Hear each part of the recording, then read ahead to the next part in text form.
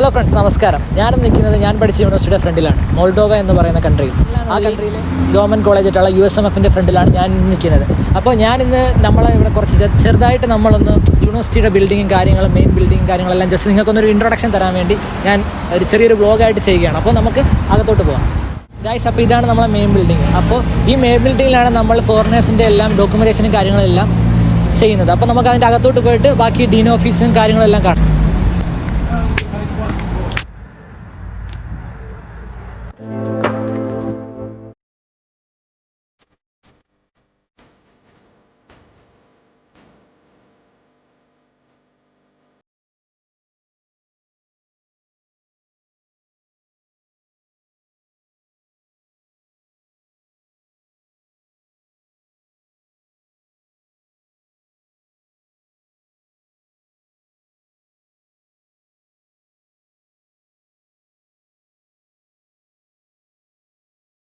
ഈ പ്ലേസ് എന്ന് പറയുന്നത് നമ്മൾ യൂണിവേഴ്സിറ്റിയിൽ ബ്രേക്ക് ടൈമിൽ ആൾക്കാർക്ക് ഫുഡ് കഴിക്കാൻ ക്യാൻറ്റീനും ഉണ്ട്.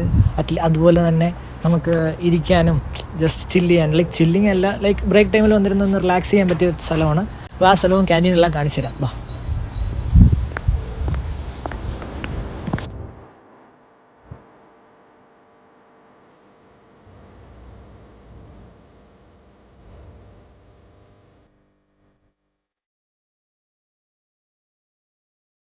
അപ്പോൾ ഗൈസ്, ഇതാണ് ഇവിടുത്തെ സ്മോൾ ക്യാൻറ്റീൻ. എന്ന് വെച്ചാൽ ഇവിടെ നമുക്ക് വന്നിട്ട് ജസ്റ്റ് ടീയും ക്രോയ്സാനും ബ്രെഡൊക്കെ വാങ്ങിച്ചിട്ട് നമുക്കിതാ അവിടെ പോയിരുന്ന് ജസ്റ്റ് ഡിസ്കസ് ചെയ്യാം. സ്റ്റുഡൻസായിട്ടൊക്കെ ഡിസ്കസ് ചെയ്ത് അവിടെ ഇരുന്ന് സംസാരിച്ച് നമുക്ക് ബ്രേക്ക് ടൈമിലെല്ലാം ഇവിടെ വന്നിരുന്ന് ഫുഡൊക്കെ കഴിച്ച് പഠിച്ചുകൊണ്ട് ഡിസ്കസ്സൊക്കെ ചെയ്ത്.